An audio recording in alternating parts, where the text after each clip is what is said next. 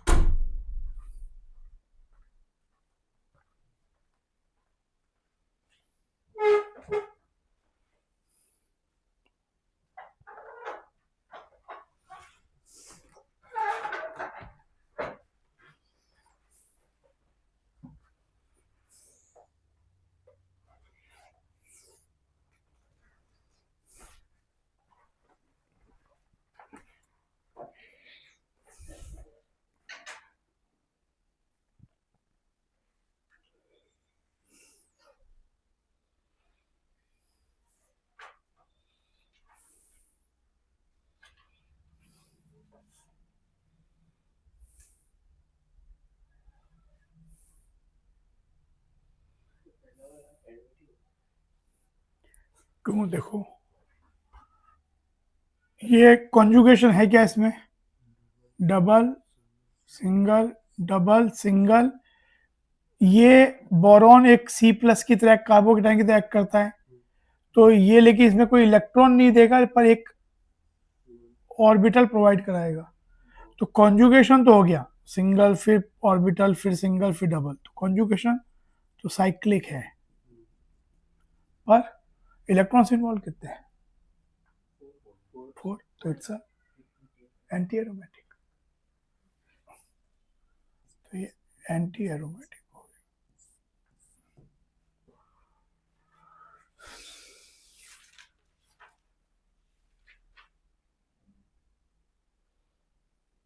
Then B,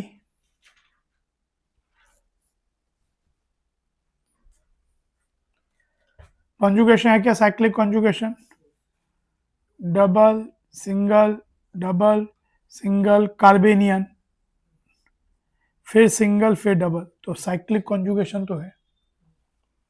electrons involve 6, दो दो और यहाँ पे भी 2 मिलेंगे, तो ये एरोमेटिक है।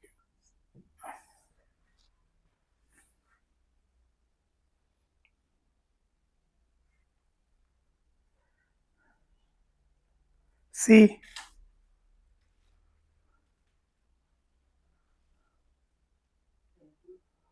एंटी एरोमेटिक बिल्कुल वैसे ही हो गया एक तरह से, double single carbonyl single. Conjugation है साइक्लिक, लेकिन इलेक्ट्रॉन्स इन्वॉल्व 4 हैं, तो anti aromatic.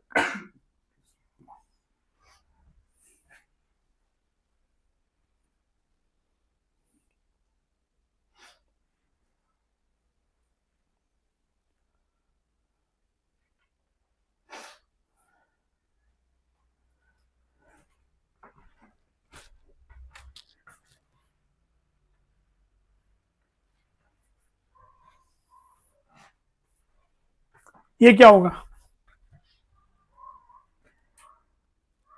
Double single double single, पर यहाँ ना कोई ऑर्बिटल है, इस पे तो इसका लोन पेयर तो कहीं इन्वॉल्व होने की जरूरत भी नहीं अभी, पर ये CH2 है, तो ना इस पे कोई ऐसा कोई मान लो कार्बेनियन होता तो वो इन्वॉल्व हो जाता, सी प्लस होता तो बिना इलेक्ट्रॉन को ऑर्बिटल इन्वॉल्व हो जाती, पर ये तो कुछ भी इन्वॉल्वमेंट, 2 सिंगल बॉन्ड हो गए कंटिन्यूस, तो ये नहीं, कॉन्जुगेशन ही नहीं हुआ, नॉन एरोमेटिक।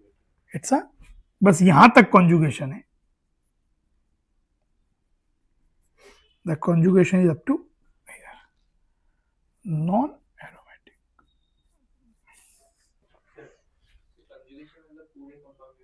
साइक्लिक कॉन्जुगेशन होना पड़ेगा, साइक्लिक कॉन्जुगेशन।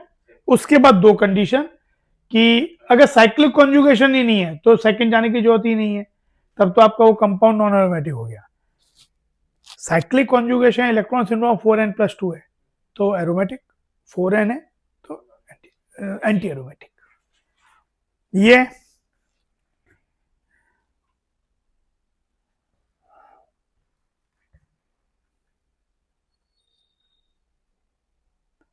डी ई कर लो, पहले पहले ई करते हैं, चलो ऐसे उसी ऑर्डर में कर। ई को देखो पहले, ई में डबल सिंगल डबल, तो देखो यहां पे एक लोन पेयर होगा, पर ये लोन पेयर इसके sp2 ऑर्बिटल में, ये sp2 हाइब्रिडाइज होगा, दो बॉन्ड पेयर एक लोन पेयर, पर दिस ऑर्बिटल sp2 है, lone pair is not involve in conjugation. फिर सिंगल, यहां पे भी एक लोन पेयर है तो, और एक H भी होगा, H तो एटम है ही, वो तो NH और लोन पेयर है, तो इसमें जो लोन पेयर होगा it will be in the pure p orbital, part of the aromatic, तभी ये एरोमेटिक बन जाएगा। Double single lone pair in the p orbital, फिर सिंगल फिर डबल, तो ये आपका हो जाएगा, दिस कंपाउंड विल बी। अच्छा, आज क्लास 7:45 पे मैं खत्म करूँ, ठीक है, तो कोई अगर इन्फॉर्म करना हो रहा है तो कर देना। हाँ तो ठीक है, तो ये देखो double single atom with lone pair, carbanion की तरह हो गया, एंड इस तरीके की situation is like a carbanion situation, single फिर डबल, तो इसमें साइक्लिक कॉन्जुगेशन है, इलेक्ट्रॉन्स इन्वॉल्व दो और ये भी दो, यहाँ के 6, तो ये एरोमेटिक है। फिर एक क्वेश्चन इसमें और पूछा जा सकता है कि मान लो इस एटम को मैं ए मार्क कर दूं, इसको बी मार्क कर दूं, which one is more basic in this compound, which nitro atom is more basic? ए।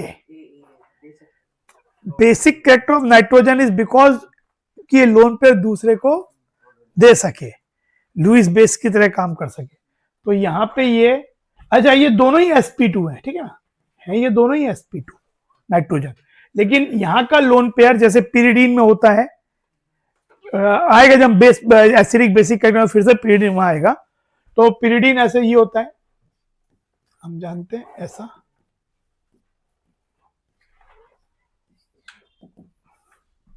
तो पिरिडीन का जो लोन पेयर है वो कॉन्जुगेशन का पार्ट नहीं होता है sp2 में, लेकिन अवेलेबल होता है। वहीं पे पायरोल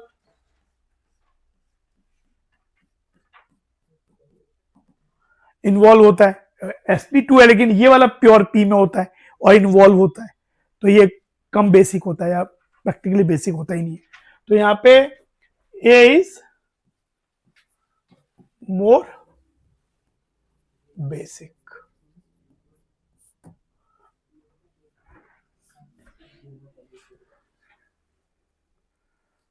ये वाला F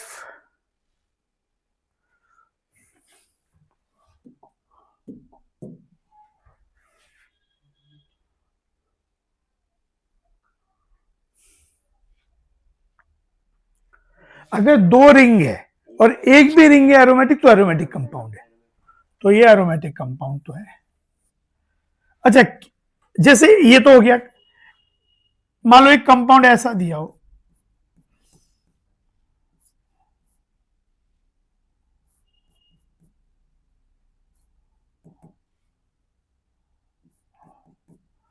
दोनों ही एरोमेटिक है, क्योंकि यहां भी एरोमेटिक है, पर कोई पूछे कि ये कंपाउंड, सपोज मैं 1 कह देता हूं, ये 2 कहता हूं, कौन से कंपाउंड का नाइट्रोजन मोर बेसिक है? क्यों? क्योंकि सेकेंड वाला लोन पेयर जो है वो पी के, मतलब ये यहां पे है, क्योंकि कॉन्जुगेशन का पार्ट ही नहीं है, तो इट विड बी sp3 जैसे वो होता है अमोनिया वाला, पर यहां वाले में क्या होगा, देखो lone pair single double single double single double, तो ये एरोमेटिक है, लेकिन ये वाला जो इलेक्ट्रॉन पेयर है वो कॉन्जुगेशन में इन्वॉल्व हो सकता है। तो ये उतना अवेलेबल नहीं होगा, इनफैक्ट ये नाइट्रोजन भी sp2 होगा। तो यहां पे ये वाला ज्यादा बेसिक हो गया, मोर बेसिक।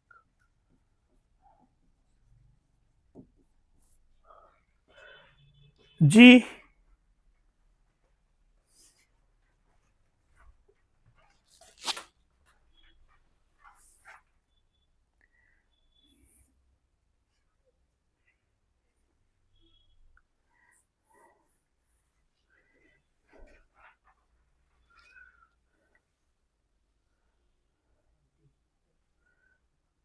देखो डबल सिंगल कार्बोकेटाइन फिर सिंगल फिर कार्बोटाइन, ये तो ये इसमें साइक्लिक कॉन्जुगेशन है, पर इलेक्ट्रॉन्स इन्वॉल्व दो ही है, क्योंकि carbocation does not provide any electron, वो बस एम्प्टी ऑर्बिटल देता है। तो दो इलेक्ट्रॉन है तो 4n+2 सेट हो रहा है n=0 के लिए, तो ये एरोमेटिक है, एरोमेटिक था ये।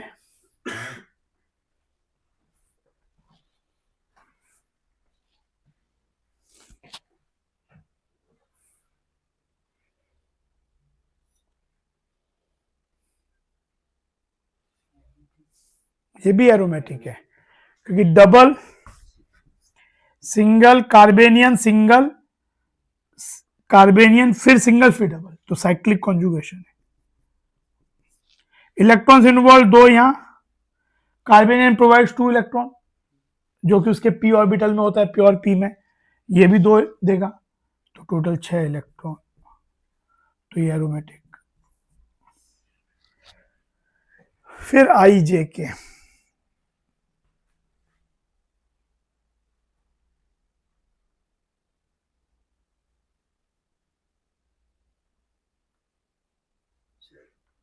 कॉन्जुगेशन चेक करने के लिए वो हम लोग काउंटिंग डबल बॉन्ड से शुरू करते हैं, लोन पेयर डबल बॉन्ड से।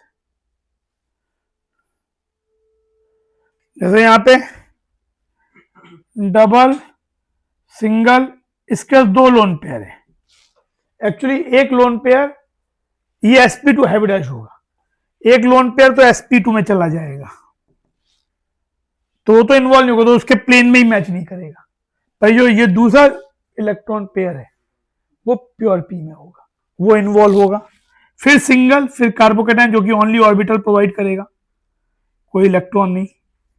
फिर वही सेम चीज, 2 लोन पेयर एक p में, तो देखो डबल सिंगल, फिर ये वाला p में जो होगा वो double single lone pair single, फिर एम्प्टी ऑर्बिटल कार्बोटाइन, फिर सिंगल फिर लोन पेयर वाला और सिंगल डबल, तो इसमें कॉन्जुगेशन है cyclic. Double bond single bond with atom with lone pair, फिर single bond atom with empty p orbital carbocation के, फिर सिंगल फिर एटम विद लोन पेयर, फिर सिंगल फिर डबल, आई cyclic conjugation. Electrons involve conjugation में 6, ये 2 यहाँ के 2 यहाँ है 4, पर 2 तो ये इन्वॉल्व नहीं है जो sp2 में, तो ये 2 यहाँ से 2, ये तो एम्प्टी होता है, तो 6 इलेक्ट्रॉन्स इन्वॉल्व है।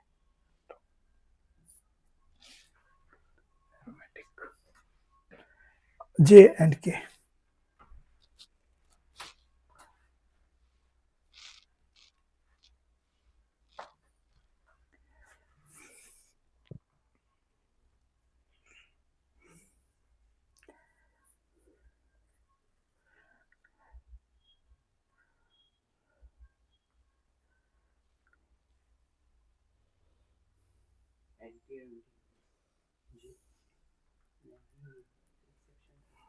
ये 2 एक्सेप्शन है 8 और 10 वाले में। ये देख के लगता है साइक्लिक कॉन्जुगेशन नजर आ रहा है, लेकिन ये रहता नहीं है। क्यों? क्योंकि ये अपना प्लेन बदल लेता है, तो इसके इतने कार्बन है कि ये एंगल स्ट्रेन में इसको रहने की जरूरत, टब शेप बन जाता है। तो टब शेप बनते ही क्या हो गया, इसका कॉन्जुगेशन ही वो हो गया, डिसरप्ट हो गया, क्योंकि वो सेम प्लेन में नहीं रहेगा इलेक्ट्रॉन मूव करने वाले, तो ये नॉन एरोमेटिक हो गया।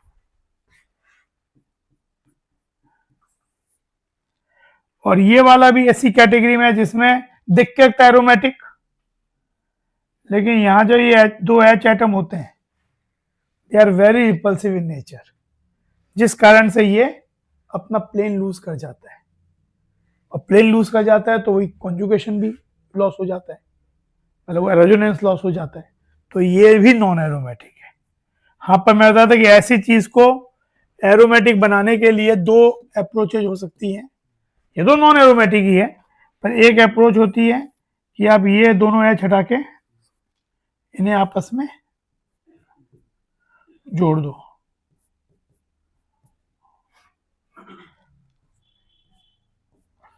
जो कि नेप्थलीन में होता भी है। और एक अप्रोच होती है ये दो एच हटा के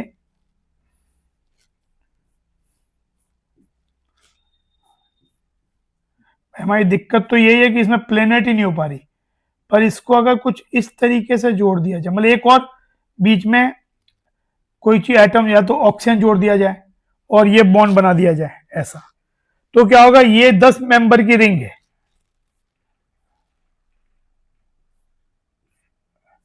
तो अब 10 मेंबर ये हटने के बाद ये 10 मेंबर की रिंग प्लेनर हो जाएगी, तो ये वाली जो रिंग है एरोमेटिक हो जाएगी। तो या यहां पे सल्फर भी हो सकता है, NH भी हो सकता है और CH2 भी हो सकता है इधर इसकी जगह, ठीक है, वो दो H को हटा के ऐसा चीज कर देना या फिर ये चीज कर देना, ये खुद नॉन एरोमेटिक है, तो ये वाला एरोमेटिक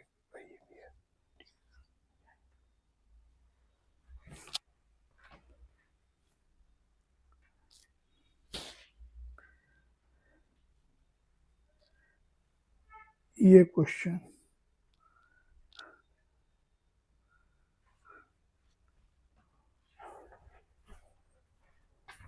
हो, ये कर लिया, देख लो देख लो।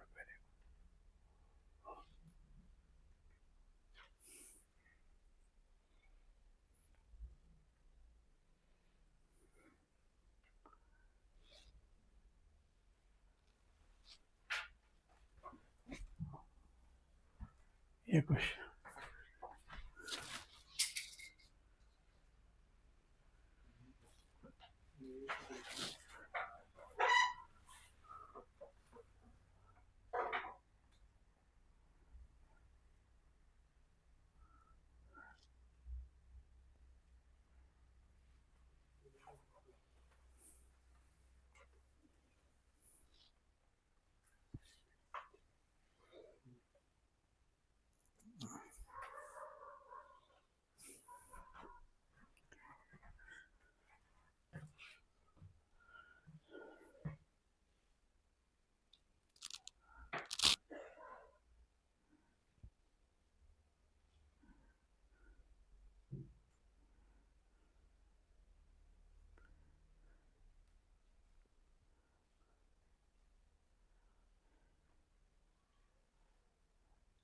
पहले कांड क्या होगा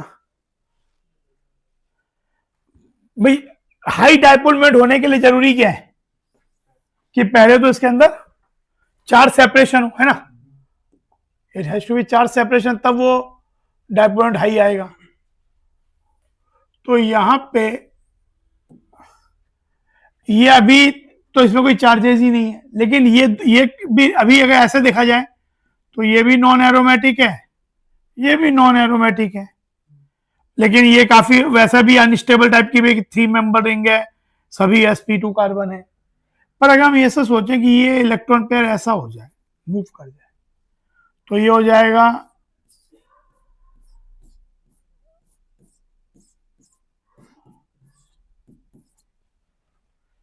उसके बाद ये ऐसा भी हो सकता है, ये इधर चला गया तो यहाँ डबल बॉन्ड, यहाँ माइनस, ये भी होगा, लेकिन ये वाली जो रिंग है 5 मेंबर्ड साइक्लोपेंटाडाइनाइल एनाइन, हम जानते हैं ये एरोमेटिक होता है, और ये साइक्लोप्रोपिनाइल कार्बोकेटाइन, ये भी एरोमेटिक होता है।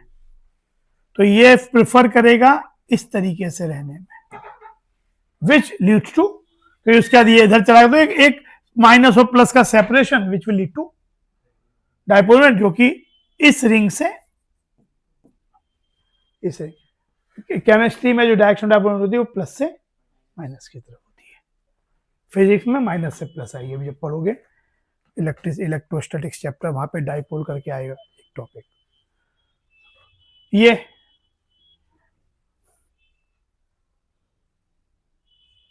फिजिक्स भी डायपोल अच्छा खासा है, मतलब जब इलेक्ट्रिक फील्ड अभी चैप्टर पढ़ोगे तो उसमें डाइपोल मूवमेंट करके, डाइपोल एंड डाइपोल मूवमेंट करके आएगा, तो उसमें पूरा आपके टेक्स्ट बुक में ही कम से कम उसमें 2-3-4 पेज है।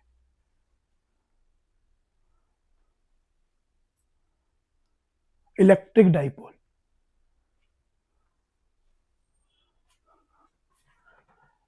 ये क्या होगा, ये ओवरऑल एरोमेटिक है, ऐसे देखो तो ये एरोमेटिक है, ये ठीक है, ये रिंग पूरी, लेकिन दोनों रिंग अलग अलग एरोमेटिक नहीं है, तो ये भी स्टेबल है। लेकिन अगर मान लो ऐसा हो जाए कि दोनों रिंग भी एरोमेटिक हो जाए, पूरा एरोमेटिक है संग रिंग भी सेपरेटली एरोमेटिक हो जाए, तो और स्टेबिलिटी आ जाएगी, जितनी ज्यादा एरोमेटिक रिंग हो जाए। तो इसको देखो, हमने ये 7 मेंबर रिंग है, ये 5 मेंबर है, हमने पढ़ा है कि 7 मेंबर रिंग में अगर वो ऑल्टरनेट डबल सिंगल हो तो प्लस वाला एरोमेटिक होता है ट्रोपिलियम आयन, और 5 में नेगेटिव। तो अगर इसको हम ऐसे सोचें, ये इधर गया और ये इधर गया, बस इतना ही सोचो, तो ये क्या हो जाएगा, ये तो ऐसा ही रहा, ये माइनस हो गया, यहां डबल बॉन्ड हो गया, और ये क्या हो जाएगा, इधर प्लस, ऐसा हो जाएगा, है ना, ये हो जाएगा, फिर और ये इधर गया तो यहां पे प्लस हो, लेकिन ये एरोमेटिक हो गई, और ये भी डबल सिंगल डबल ये वाला, और ये ओवरऑल तो ही डबल सिंगल, ऐसे सोचो, ये वाला डबल, यहां से plus single double single double single double single double single minus, तो ऐसे भी है, और अलग अलग रिंग भी एरोमेटिक हो गया, तो इसलिए 4 सेपरेशन, प्लस से मतलब जो 7 मेंबर रिंग है वहां से 5 की तरफ डाइपोल की।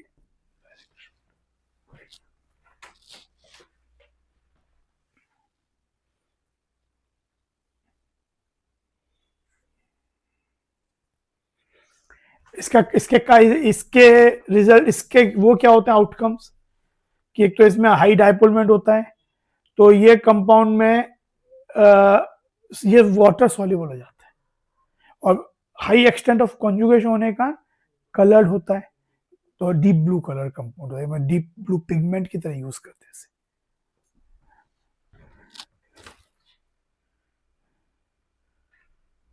ये बताओ,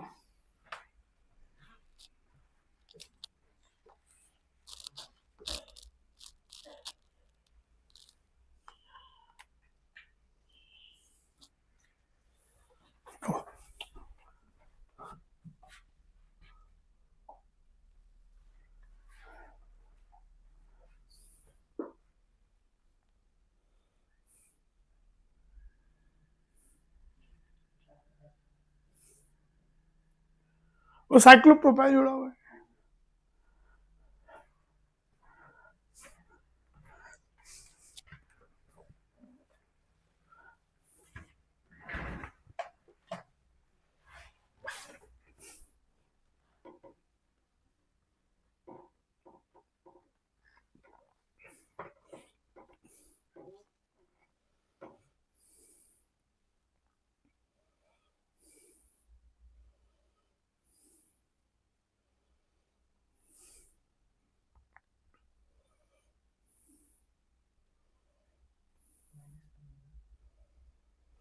क्योंकि इसमें अगर तो ये ओरिजिनल कंपाउंड नॉन एरोमेटिक है, ओरिजिनली ये नॉन एरोमेटिक है।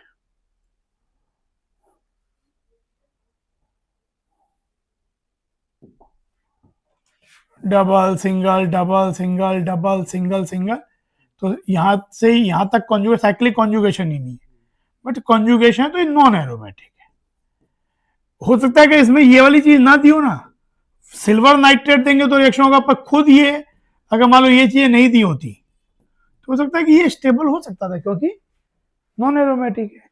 लेकिन ये वाले ग्रुप क्या कर रहे हैं, ये काफी रिपल्सिव हो रहे हैं, तो repulsion is making them unstable, तो they are finding some way of getting stabilized, तो that will accelerate the process of converting it to if possible aromatic. क्योंकि यहां पे हम सिल्वर, अगर मैं सिल्वर नाइट्रेट देता तो the presence of silver nitrate will accelerate that, bromide को निकाल देगा क्योंकि एजी प्लस आयन वहां है, लेकिन अभी तो नहीं है, तो खुद ही लूज करना है, तो खुद लूज करने के तो कहीं अंदर से ही कोई स्ट्रेस आना पड़ेगा, तो यहां पे ये जो स्ट्रेस है रिपल्शन का, ये इसको वो करेगा कि किसी तरह से स्टेबलाइज हो, तो it will lose B R minus, तो ये क्या बन जाएगा, ये प्लस हो गया ट्रोपिलियम। अब इस पे ये सब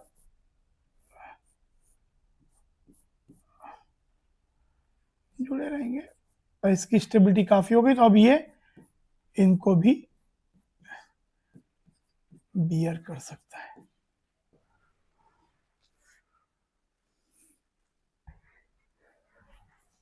तो it will lose as bromide.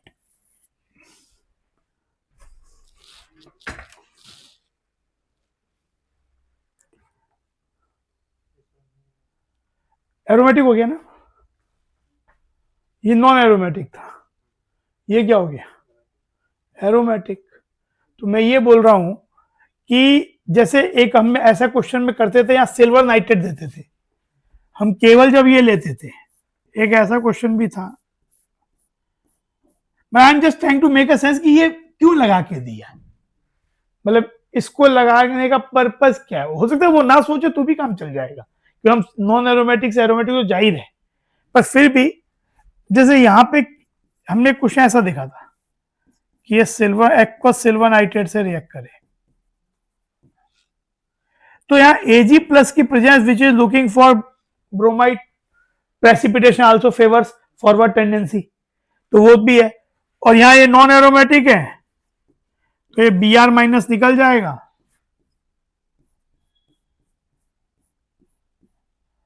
तो ये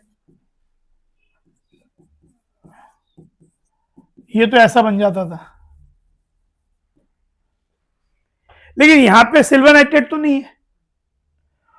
अच्छा, ये कंपाउंड नॉन एरोमेटिक है, नॉन एरोमेटिक कंपाउंड भी स्टेबल होते हैं, मेंबर रिंग में भी जो है वो 7 मेंबर्ड है, तो does not have a problem of keeping sp2 वाली इश्यू, क्योंकि बड़ा साइज है रिंग का, छोटा साइज नहीं है, 3 या 4 का मेंबर नहीं है। तो फिर इसको क्या चीज एक्सेलरेट करे ये ब्रोमाइड में जाए। एक फैक्टर तो इसका है कि एरोमेटिसिटी मिलेगी, पर खुद स्टेबल है तो उसको क्या मालूम कि एरोमेटिसिटी मिलेगी नहीं मिलेगी, वो तो मिलने के बाद पता चलेगा कि मिलेगी, लेकिन अभी तो नहीं पता कि अभी स्टेबल है तो है स्टेबल। तो ये जो रिपल्शंस हैं ये इसको एक्सिस से एनफोर्स करेंगे कि कुछ तरीका ढूंढो, वरना इनस्टेबिलिटी मार देगी तुमको। तो उस प्रोसेस में ये ग्रुप्स का जो इतने बड़े ग्रुप लगा दिए, साइक्लोप्रोपाइल ग्रुप, एच की जगह हटा के ये लगा दिए। एच के केस में ये छोटे एटम्स थे तो स्टेरिक रिपल्शन नहीं था, तो अब ये कुछ तरीका कोशिश करेगा कि है क्या कोई ऐसा उपाय कि किसी कारण से और स्टेबिलिटी मिल जाए। तो ये उस प्रोसेस में Br माइनस लूज करे, मतलब Br प्लस लूज करे, तब तो और ज्यादा अनस्टेबल हो जाएगा, वो तो नहीं हो पाएगा। लेकिन अगर Br माइनस लूज कर जाए तो इसे एरोमेटिसिटी मिल जाएगी, तो वो एक स्टेबिलिटी फैक्टर हो जाएगा। इसलिए ये इसको Br को लूज करेगा तो ऐसे लूज करेगा, ठीक है।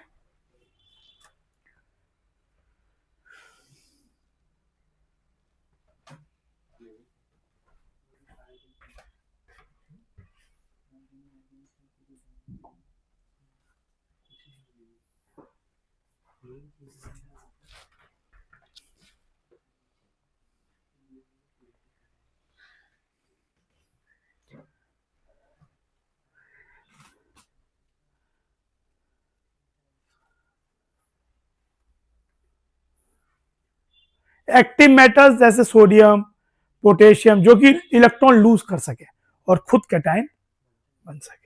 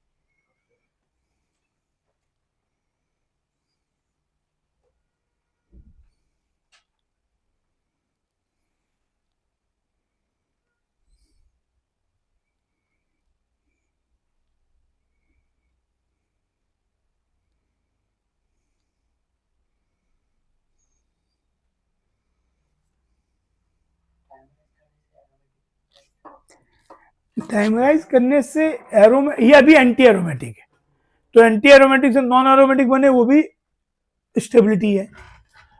तो अगर इसे कुछ नहीं मिला तो इसके दो मॉलिक्यूल देखो,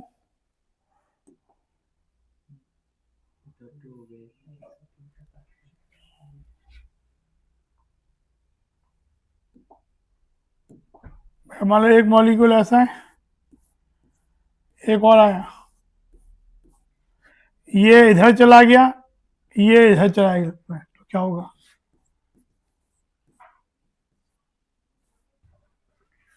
ये आपस में ये प्लस ये माइनस ये प्लस जुड़ गए, ऐसा हो गया क्या? नहीं, डाइमराइज दो, अगर जब तुम डाइमराइजेशन हुआ पर रिंग 3 बन गई, 2 रिंग तो पहले से ही थी ना। आपस में अगर 2 स्ट्रेट कंपाउंड ऐसे साइक्लिकली जुड़ जाए, ये इससे तो एक एक्स्ट्रा रिंग बनी, और 2 तो पहले से ही थी इनके कारण। ये तो आपस में डाइमर ही बने जुड़ के, रिंग 3 बनी। जैसे अगर आपके पास कोई 2 स्ट्रेट कंपाउंड हो, ये ऐसे ऐसे जुड़ जाए तो क्या होगा? डाइमराइजेशन, और रिंग 1 बन जाएगी। तो ये जो डाइमर मतलब 2 मॉलिक्यूल को जोड़ना, भाई इस केस में क्योंकि 2 रिंग पहले से ही थी। कभी कभी डाइमराइज का मतलब कि रिंग बनना जरूरी भी नहीं है। मान लो जैसे ये जोड़ते थे आर, तो इसमें क्या होता था? यही बन जाता। डायमेंशन ये भी है, तो यहाँ पे लॉन्ग चेन बन गई। जब कोई मॉलिक्यूल आपस में इंट्रामॉलिक्यूल, ये इससे और ये इससे जुड़ जाए तो रिंग बन जाते हैं।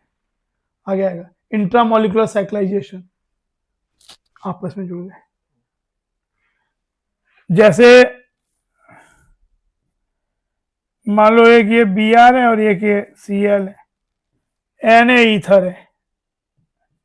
आपने रिएक्शन पढ़ी होगी, वुर्ज रिएक्शन। वुर्ज रिएक्शन में पढ़ते हैं RBr Na, तो ये RR जुड़ जाता है। पर यहाँ पे ये Br हटे और ये C हटे तो ऐसा बन सकता है। तो ये इंट्रामॉलिक्यूलर वुर्ज हो गया, ये भी वुर्ज रिएक्शन है। पर ये हाँ बनता है, क्वेश्चन आया हुआ भी IIT में। तो ये इंट्रामॉलिक्यूलर वुर्ज हो गया, वुर्ज रिएक्शन है। ये हो गया बाइसाइक्लो 110। तो ये तो हो गया चीज। फिर ये वाले बताओ, एक तो ये कि वाई कुछ नहीं मिला तो ये हुआ। और दूसरा बात कि एक्टिव मेटल दे दिए तो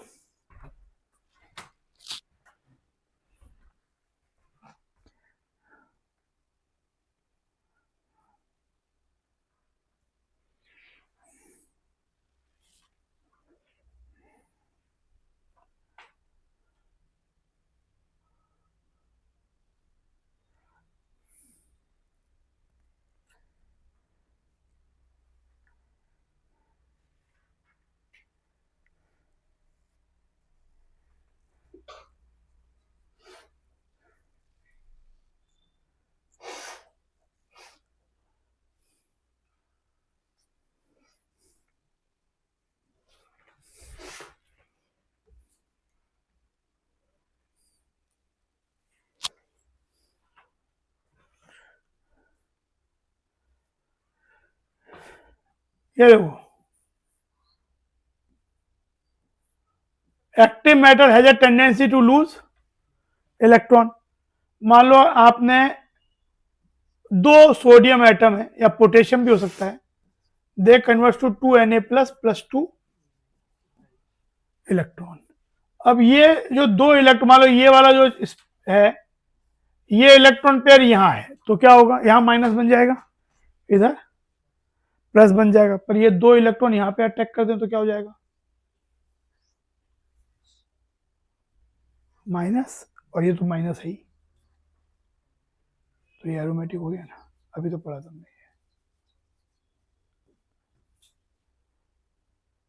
तो ये एंटी एरोमेटिक से एरोमेटिक हो गया। तो इस तरह से यहां पे Na प्लस आ जाएगा, यहां Na प्लस आ जाएगा।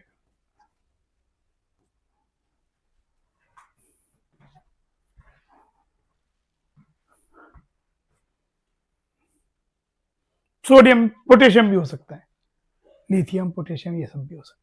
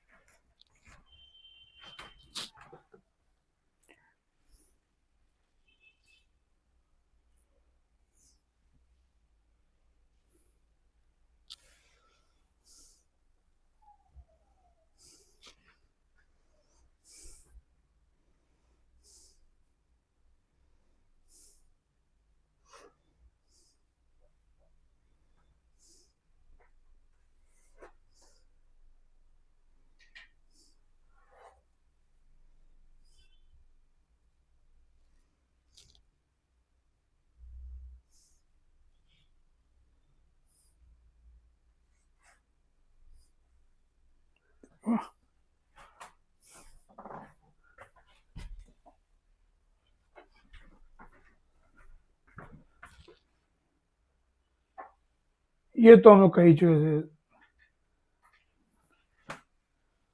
फिर भी कर लो।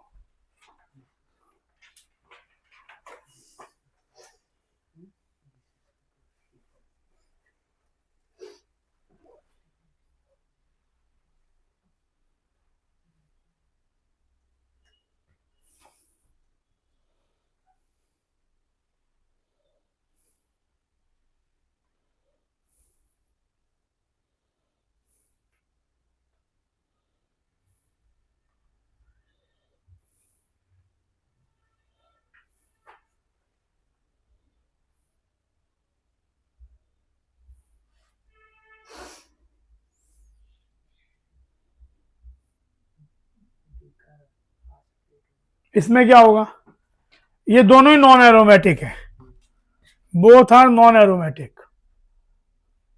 सिल्वर नाइट्रेट जो है वो Ag प्लस देता है और नाइट्रेट आयन देता है, सॉल्युबल सॉल्ट होता है। तो इस केस में अगर आप सोचो तो क्या हो, अगर होगा तो क्या हो सकता था कि ये I माइनस जाए, AgI बने येलो PPT, और यहाँ पे ऐसा चीज बन जाए, है ना। लेकिन ये तो नॉन एरोमेटिक था, और ये तो एंटी एरोमेटिक हो गया, तो ये तो चीज काम का ही नहीं है, अनस्टेबल क्यों जाएगा। पर इस केस में ये नॉन एरोमेटिक है, सेम चीज हो।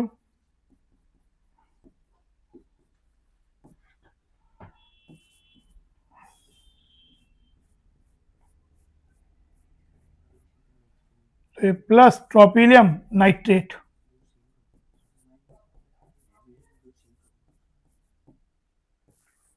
ये चीज ये हो जाएगा, क्योंकि एरोमेटिक है। This will happen. सर वो ये होगा ही नहीं मेन एक्चुअली उसका यही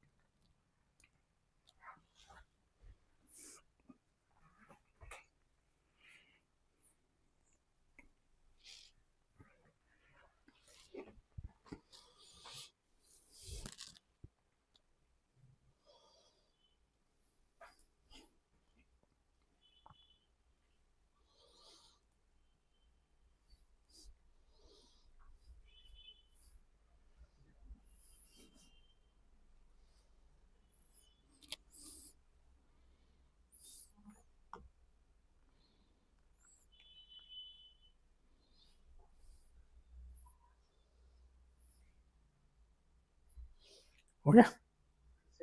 हाँ ठीक।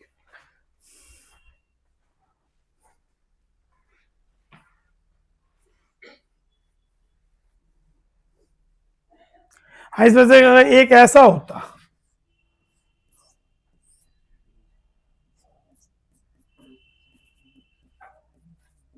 तब ये भी हो जाता, तब ये भी होता।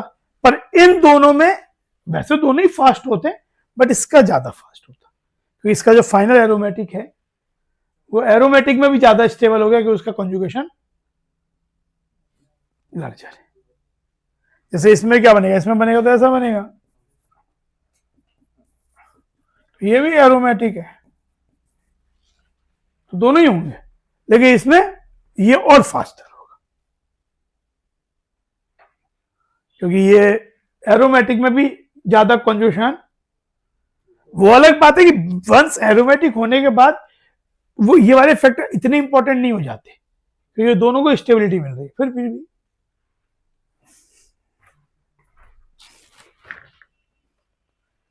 फिर ये देखो नेक्स्ट,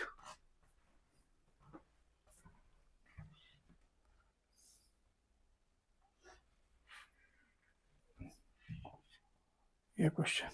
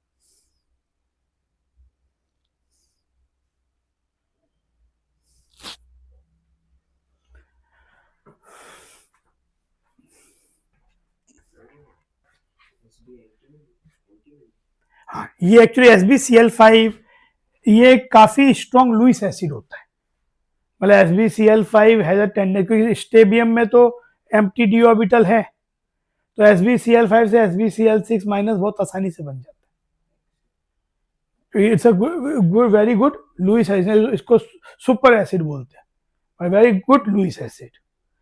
ऑल्दो अगर यहाँ पे AlCl3 होता, वो भी यही पर्पस सर्व कर सकता था, अगर AlCl3 होता, वो भी लुईस एसिड है, वो भी यही पर्पज सर्व कर सकता था, AlCl4 माइनस बन जाता। पहले तो ये देखो इस वाले केस में क्या होगा, ये तो H प्लस ले सकता है, तो अगर ये H प्लस ले, ये अभी नॉन एरोमेटिक है, और ये अगर H प्लस ले ले इसके दो मॉलिक्यूल, तो ये बन जाएगा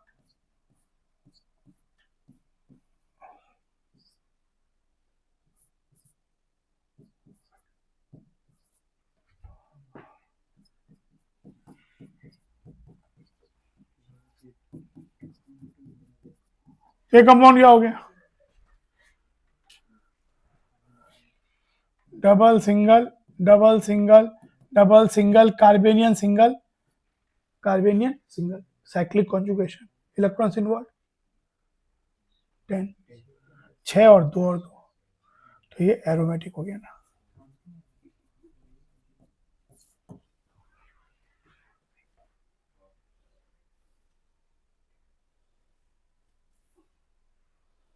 इसमें क्या होगा बताओ,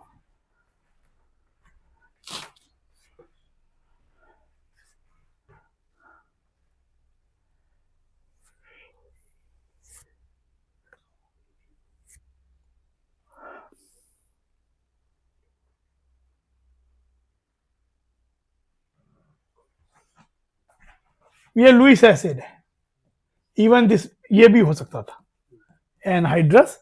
एनहाइड्रस इसलिए यूज करते हैं कि वाटर में खुद भी लोन पेयर होता है, water can act as a base.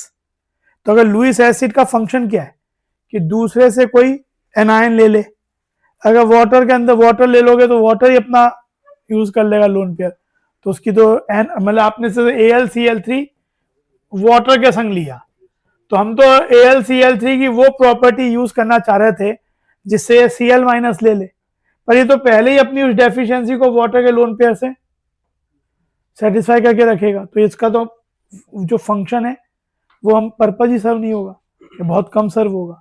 तो इसीलिए जैसे आप ये एनहाइड्रस AlCl3 आपने अभी जो पढ़ा होगा वो पढ़ा होगा फिडेलक्राफ्ट एल्काइलेशन और एसाइलेशन में, उसमें मेन पर्पज क्या होता है, आपके पास ऐसा कुछ होता है, हमें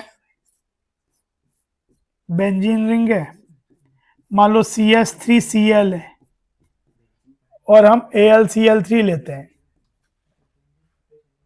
तो CH3 प्लस अगर बन जाए तो वो इलेक्ट्रोफाइल बन जाता है और बेंजीन में फिर इलेक्ट्रोफाइल्स अटैक करते हैं, क्योंकि benzene has high electron density. Electrophile पहले जुड़ते हैं लेकिन जुड़ने से एरोमेटिसिटी क्या होती है, फॉर अ मोमेंट खत्म हो जाती है, तो ये एरोमेटिसिटी तो लूज नहीं करना चाहता है अंडर दिस सर्कमस्टेंस, इतने ड्रेस्टिक सर्कमस्टांसेस नहीं है कि इसकी एरोमेटिसिटी लूज हो जाए। हाँ, लेकिन क्योंकि आपने एक इलेक्ट्रोफाइल दिया CH3, पर अभी ये इलेक्ट्रोफाइल नहीं है, अभी इसको बनाना पड़ेगा, क्यों, क्योंकि अभी ये प्लस डेल्टा चार्ज है, लेकिन आपको इसे CH3 प्लस बनाना है, इस पर और ज्यादा डेवलप करना है, यानी Cl माइनस को निकालना है। अब Cl माइनस कैसे निकले, दिख तो नहीं खींचने, कोई खींचेगा आके, तो AlCl3 लुईस एसिड, ये इसको अपनी तरफ अट्रैक्ट करेगा, तो ये AlCl4 माइनस बन जाएगा, ये शांति से बैठेगा तो CH3 प्लस बन पाएगा और ये इलेक्ट्रोफाइल की तरह इसको अटैक कर देगा, फिडेलक्राफ्ट एल्काइलेशन। ऐसे ही CH3 CH2Cl भी हो सकता है, पर अभी वो एल्काइलेशन इथाइल बेंजीन बन जाएगा। इसमें होता है ऐसा, जो कोई भी अगर इलेक्ट्रोफाइल है, जरा सा मान लो एक इलेक्ट्रोफाइल आया E प्लस, सोचो, तो सबसे पहले इलेक्ट्रोफाइल इस पे अटैक किया, ये इसका स्लो स्टेप होता है रेट डिटर्मिनिंग स्टेप, तो इसमें क्या हो जाएगा कि ये हो गया, तो यहां पे एक जगह मान लो सपोज ये इधर चला गया तो इलेक्ट्रोफाइल यहां के जुड़ गया और यहां पे भी H है, ये प्लस बन गया,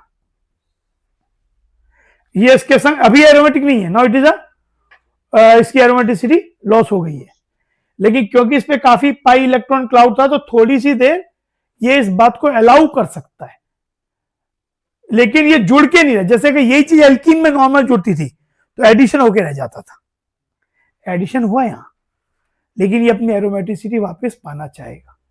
तो पहले तो ये, लेकिन ये इतनी सी देर के लिए भी क्यों बना, क्योंकि ये वाला कार्बोकेटाइन एरोमेटिक नहीं है पर रेजोनेंस स्टेबलाइज्ड तो है। और फिर क्या होगा, फिर ये वाला H प्लस जिसपे E जुड़ा, उसी कार्बन से डीप्रोटोनेशन होगा, इसीलिए इस, और ये वापस डबल बॉन्ड। तो इफेक्टिवली हुआ क्या, इफेक्टिवली हुआ ये कि E plus has replaced H plus. पहला स्टेप हुआ एडिशन, फिर हुआ एलिमिनेशन, और मिलके ये हो गया electrophilic aromatic substitution. Ultimately substitute हुआ ना, ये E प्लस जब NO2 प्लस होता है तो नाइट्रेशन हो जाता है, ये E प्लस जब Cl प्लस होता है, Br प्लस होता है तो हेलोजिनेशन होता है, ये E प्लस जब SO, ये न्यूट्रल इलेक्ट्रोफाइल भी हो सकता है, सल्फोनेशन में इलेक्ट्रोफाइल न्यूट्रल होता है, SO3 होता है, S पे पॉजिटिव चार्ज डेंसिटी होती है, और ये R प्लस होता है तो अल्काइलेशन, और RCO प्लस होता है तो एसाइलेशन। तो ये 5 इंपॉर्टेंट इलेक्ट्रोफिलिक एरोमेटिक सब्स्टिट्यूशन होते हैं, और ये इसका जनरल तरीका है। बस उसमें हम क्या होता है, E प्लस कैसे बनाए, जैसे यहां पे E प्लस कैसे बना, इस तरीके से बना, CH3COCl में Cl निकल जाएगा, CH3CO पे C पे प्लस हो जाएगा, वो इलेक्ट्रोफाइल हो जाएगा। O पे प्लस और C पे प्लस अगर दोनों आ सकता है रेजोनेंस में, पर जुड़ते समय carbon carbon is a stronger bond than carbon oxygen bond. तो बहुत ऐसी सिचुएशन आगे आएगी कि लगेगा जब रेजोनेटिव स्ट्रक्चर बना रहे हैं तो C पे भी प्लस आ रहा है, दूसरे में O पे प्लस आ रहा है, पर जुड़ते समय फिर CC क्यों बन रहा है, OC क्यों नहीं बन जा रहा है, बिकॉज ऑफ द थर्मोडायनेमिक्स, कि वो थर्मोडायनेमिक फैक्टर की एनर्जी CC ज्यादा लिबरेट करेगा। अच्छा, अगर मेरे पास ये हो, एक इसमें बाद आपके पास एल्काइलेशन में एक क्वेश्चन ये आ सकता है, किसी का जैसे ज्यादा अच्छा पूछने का मन कर जाए तो, अगर ये वाला क्वेश्चन हम कोई करे कि ये फीडर का एल्काइलेशन करना है तो क्या बनेगा, बेंजीन के संग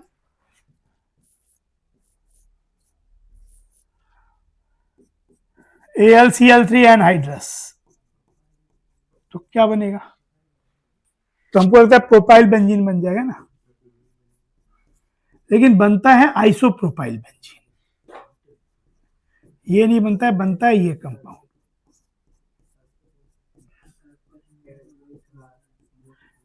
एक्चुअली क्या होता है कि मैंने रीअरेंजमेंट इतना पढ़ाया नहीं है, वो रिएक्शन से पढ़ाऊंगा।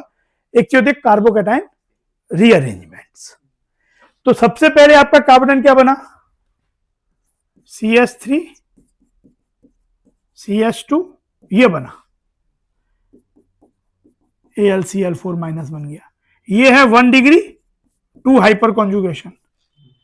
पर कार्बोकेटाइन में एक तरीके के रीअरेंजमेंट देखे गए हैं कि जैसे ये C प्लस है ना, तो इसके पास वाले कार्बन पे जो या तो CH बॉन्ड है या इवन कार्बन कार्बन बॉन्ड भी हो सकता है, एल्काइल ग्रुप भी हो सकता है, जैसे यहां तो इसके पास में क्या है CH, तो ये वाला H with electron pair hydride बन के इस पे मूव कर सकता है, प्रोवाइडेड नया बनने वाला कार्बोकेटाइन इज मोर स्टेबल। इसको बोलते हैं हाइड्राइड शिफ्ट।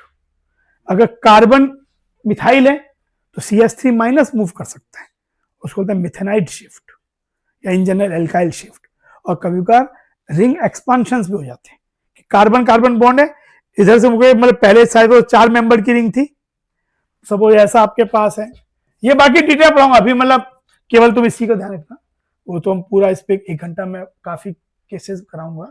पर जैसे ऐसा कुछ है तो 4 मेंबर रिंग इतनी स्टेबल नहीं होती, लेकिन अब जैसे ये पास वाला कार्बन कार्बन है, अगर ये इलेक्ट्रॉन पेयर यहां मूव कर जाए और ये इसके संग बॉन्ड बन जाए तो क्या हो गया, 5 मेंबर की रिंग बन गई और प्लस यहां आ गया। तो यहां पे 4 से 5 तो तब भी बन जाएगा कि कार्बन का अगर सपोज कार्बोकेटाइन 3 डिग्री से 2 डिग्री भी अगर हो रहा है तब भी रिंग एक्सपेंशन 4 से 5 प्रोवाइड्स सफिशिएंट स्टेबिलिटी, तो बाकी फैक्टर को भी ओवरकम कर लेगा। और बाकी हमें देखना पड़ेगा कि बनने वाला ज्यादा स्टेबल, जैसे इसमें जब ये बना हाइड्राइड मूव कर गया तो क्या होगा, अभी के लिए यहीं तक सीमित। तो आपके अभी स्कूल एग्जाम में एट द मोस्ट आएगा, अगर फिर का अल्काइलेशन का अच्छा क्वेश्चन आ गया तो ये, बाकी इंपॉर्टेंट बहुत है ये चीज कमीशन पॉइंट ऑफ व्यू से, उसमें फिर और भी चीजें हैं। तो ये क्या हो गया 2 डिग्री एंड 6, तो इसलिए ये वाला हाइड्राइड शिफ्ट हो जाएगा। और अब जब अटैक करने वाला इलेक्ट्रोफाइल वो नहीं होगा, ये वाला होगा, तो बन जाएगा ये, इसको क्यूमीन भी बोलते हैं this compound, also known as cumene, phenol बनाने में यूज होता है।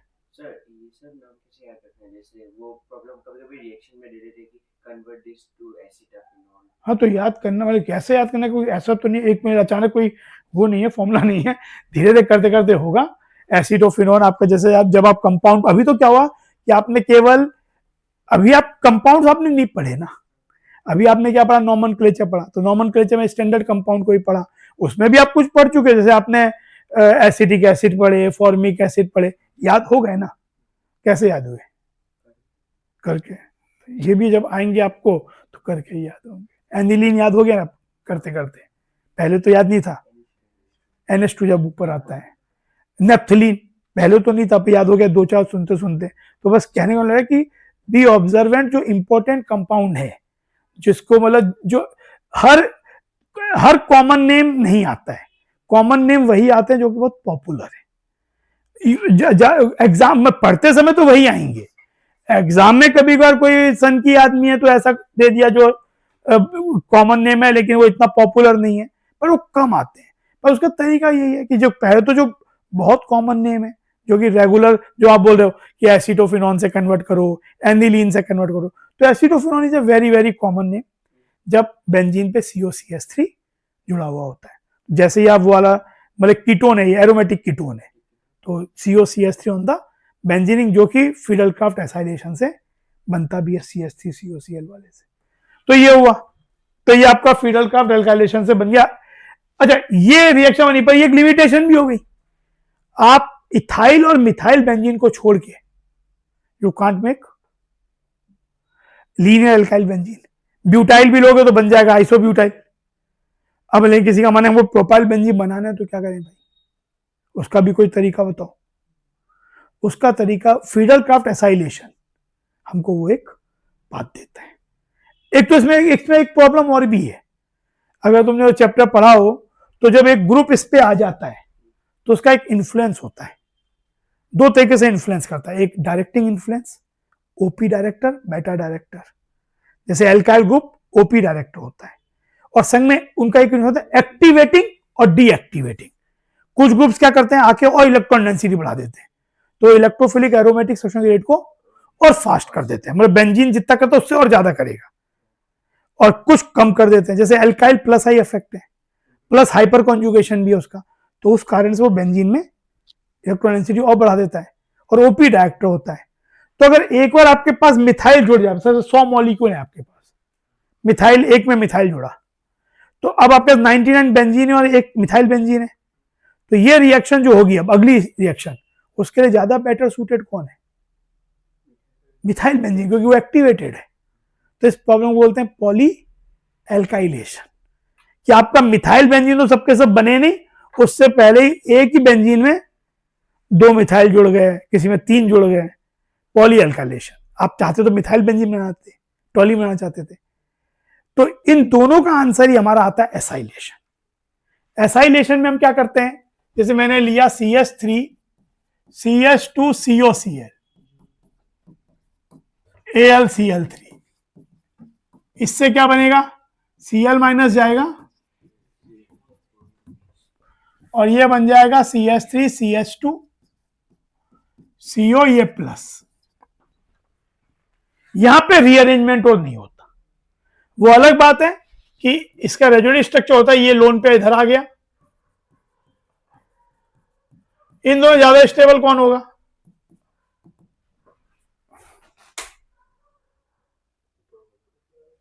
बॉन्ड ज्यादा है। तुम केवल एक बात देख रहे हो, ओ पे प्लस देख रहे हो, लेकिन बॉन्ड मैंने बताया था पहले, देखो ये ज्यादा स्टेबल है, लेकिन अटैक करते समय ये O प्लस से अटैक नहीं करेगा इलेक्ट्रोफाइल, क्योंकि ये अगर बेंजीन पे जुड़ना है तो carbon carbon is a stronger bond, तो जब अटैक बेंजीन पे करेगा तो ये इधर से अटैक करेगा, तो क्या हो जाएगा, ये आ गया CO, इसे प्रोपियोफिनॉन बोलते हैं, या 1 फिनाइल प्रोपेनॉन, 1 फिनाइल प्रोपे, इसका आईयूपीएसी नेम है 1 फिनाइल प्रोपेन 1 ऑन, यहां से नमूनिंग करते हैं। अब अगर मेरे पास कोई तरीका हो जिसे मैं CO को CH2 में बदल सकूं, तो ये क्या बन गया, प्रोपाइल बेंजीन। प्लस ये जो अभी एक ग्रुप है डीएक्टिवेटिंग है, तो अगर एक बार ये हो गया और बाकी 99 बेंजीन है, तो इसकी बेंजीन की बारी आएगी, इसकी बारी नहीं आएगी। जब सब पे हो जाएगा तब फिर इसकी बारी आएगी। तो पॉली एसाइलेशन जैसा कोई प्रॉब्लम नहीं होता है। और फिर इसको हम रिड्यूस कर देंगे CO को CH2 में, तो इसके लिए एक बहुत इंपॉर्टेंट रिएक्शन होती है, पढ़ेंगे भी, क्लीमेंसन रिएक्शन रिडक्शन करके होता है। पर अभी आपको कि अगर इसे हम कंसंट्रेटेड HCl और एमलगमेटेड जिंक से रिएक्ट कर दें तो ये CH2 बन जाता है। इसको बनाने के तरीके कि CO को CH2 बनाना, तो ये बन जाएगा propyl benzene, linear alkyl benzene. तो ये चीज, तो एसाइलेशन का एक यूटिलिटी ये भी है कि अगर मैं एल्काइल प्रोपाइल बेंजीन बनाना चाहूं, मैं आइसोप्रोपाइल नहीं बनाना चाहता, तो मैं कैसे बनाऊं, तो ये तरीके से ये बन गया। उसके बाद convert this CO to CH2 जिसके तरीके होते हैं, तो ये चीज, तो ये आपके इलेक्ट्रोफिलिक एरोमेटिक सब्सटेंस की ब्रीफिंग जो है। इलेक्ट्रोफाइल अपना बदलता जाएगा, nitration, sulphonation, bromination, chlorination, acylation और एल्काइलेशन, 5 ही इंपॉर्टेंट ये होते हैं। अच्छा ये वाला क्या होगा बताओ, अब तो ये तो इसमें क्या Cl माइनस चला जाएगा, ये भी Cl माइनस, तो ये क्या हो जाएगा,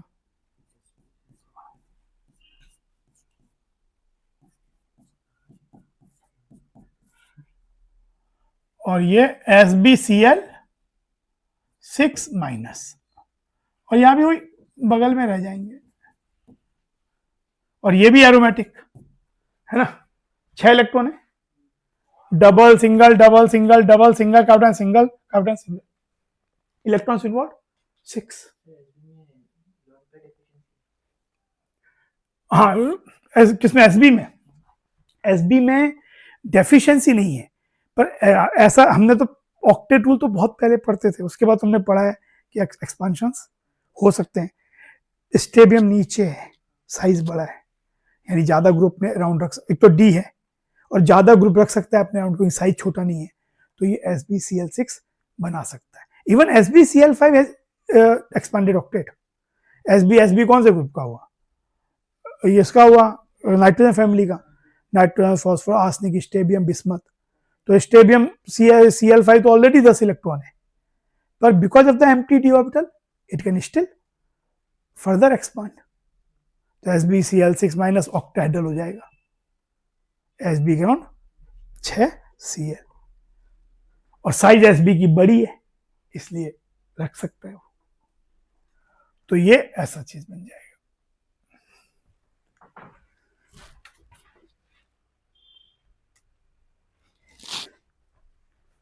ठीक है। अच्छा एक ये क्वेश्चन लिखो,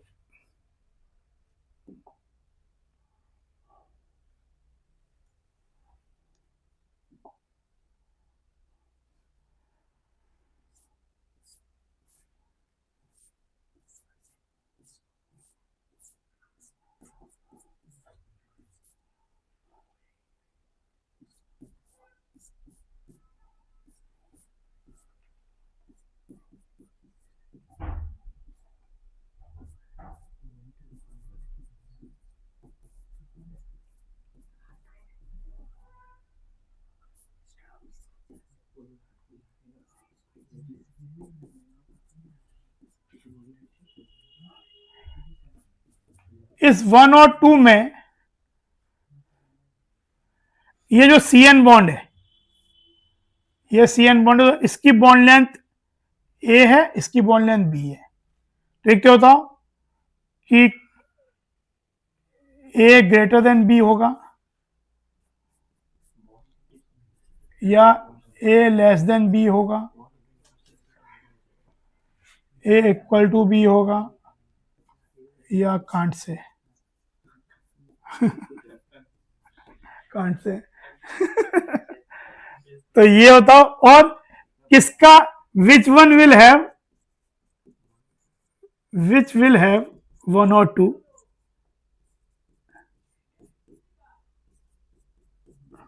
higher dipole moment.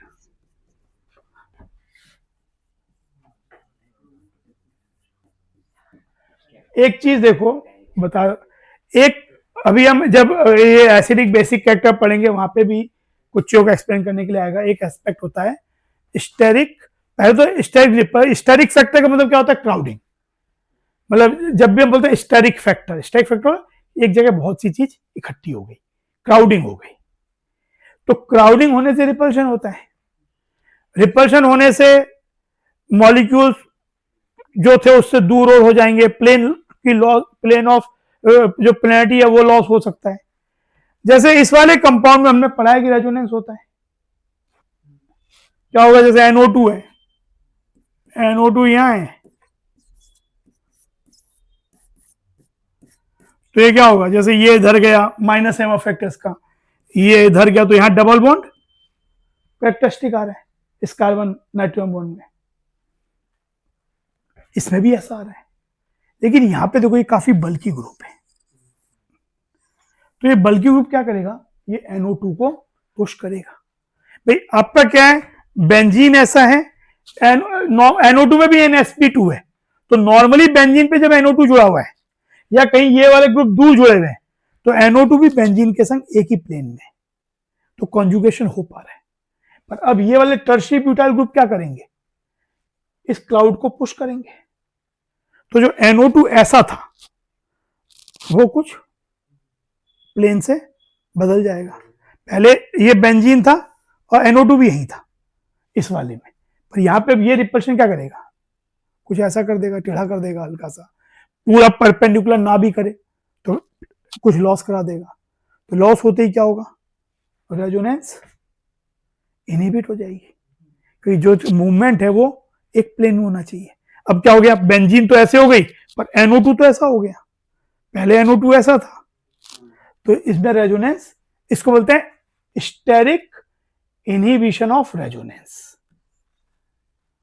Steric inhibition of resonance effect, कि because of steric factor resonance get inhibited. उस कारण से यहां पे क्या फर्क पड़ेगा? यानी ये रेजोनेंस नहीं हो पा रहा है। रेजोनेंस नहीं हो पा रहा है मतलब इस वाले कार्बन नाइट्रोजन में because of resonance it was getting double bond characteristic, यहां पे इतना नहीं पा पाएगा, इन्वॉल्वमेंट ही नहीं हो पाएगा। तो विच इज लॉन्गर? बी, क्योंकि उसमें सिंगल बॉन्ड ज्यादा रह जाएगा, तो बी लॉन्गर देन ए। और जब रेजोनेंस के कारण क्या होता? चार्ज सेपरेशन भी हो रहा था, तो चार्ज सेपरेशन यहां ज्यादा होगा, यहां पे कम होगा। फिर रेजोनेंस ही तो क्या करता? ये इधर गया माइनस, फिर यहां डबल बॉन्ड प्लस, तो चार्ज सेपरेशन हो रहा था। यहाँ पे चार्ज सेपरेशन भी, रेजोनेंस इनहिबिट हुई तो चार्ज सेपरेशन भी इनहिबिट हो गया।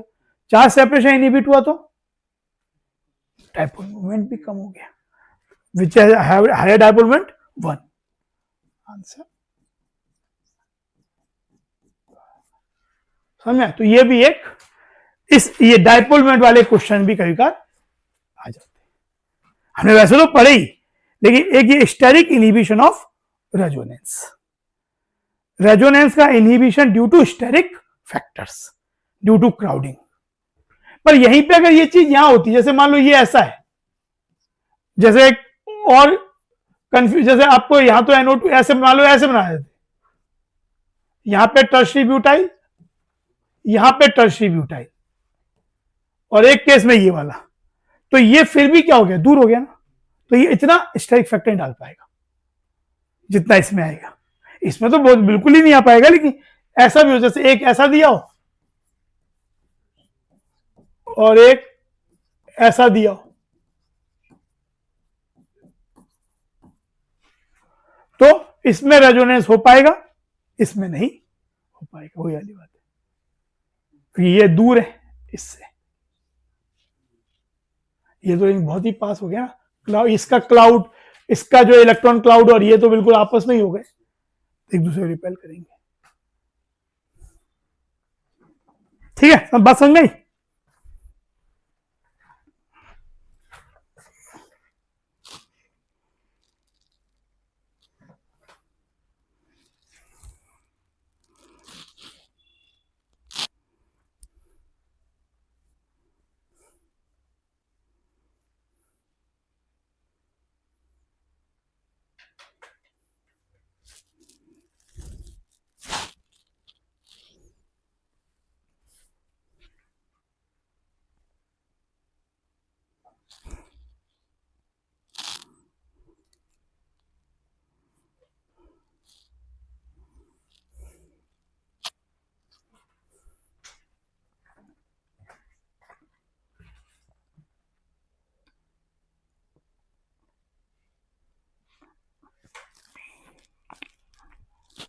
क्योंकि वन में रेजोनेंस होगा, चार्ज सेपरेशन होगा, इसमें रेजोनेंस इनहिबिट हो जाएगी ड्यू टू स्टेरिक फैक्टर, तो उतना चार्ज सेपरेशन नहीं हो पाएगा।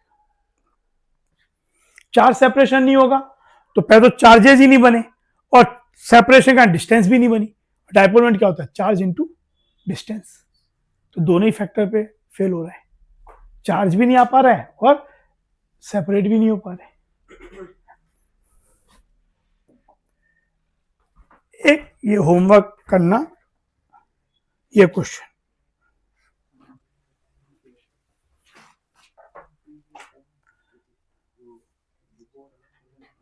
सॉल्यूशन मैं इसका भेजूंगा, उसे देख लेना, क्वेश्चन लिख लो।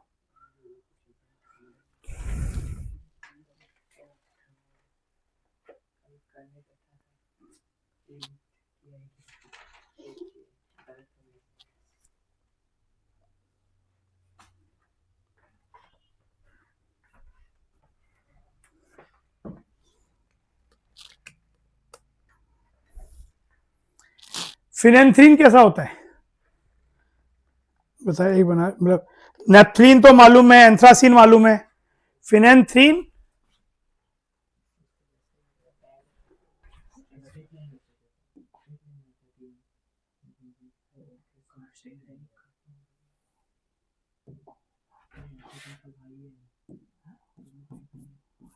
बेंजीन तो ये है, नेप्थलीन ये है,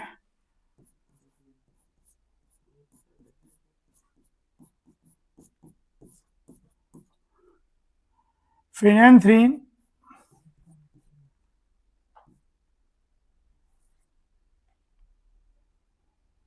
आपका होता है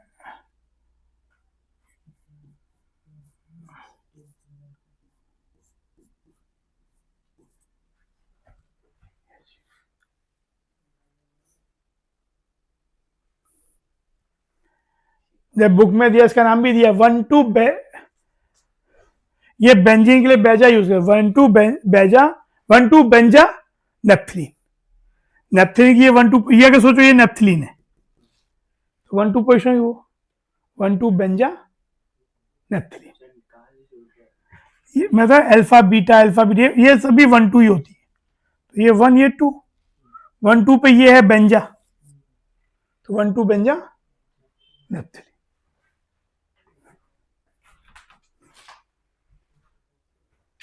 और फिर एक बार रेजोनेंस बनाने के बाद उनको अरेंज करना।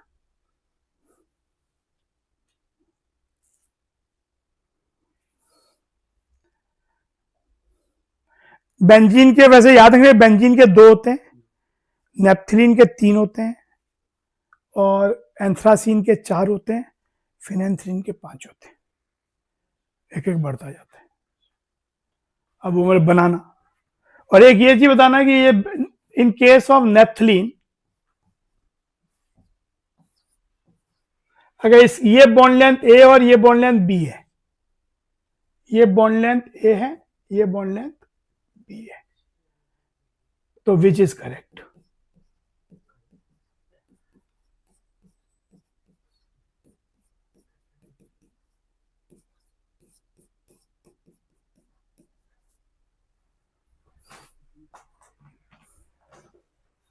करना इसको, एक ये चीज, जब नेपथलीन का वो करोगे, स्ट्रक्चर बनाओगे, तो उस बात का आंसर उस चीज में मिलेगा।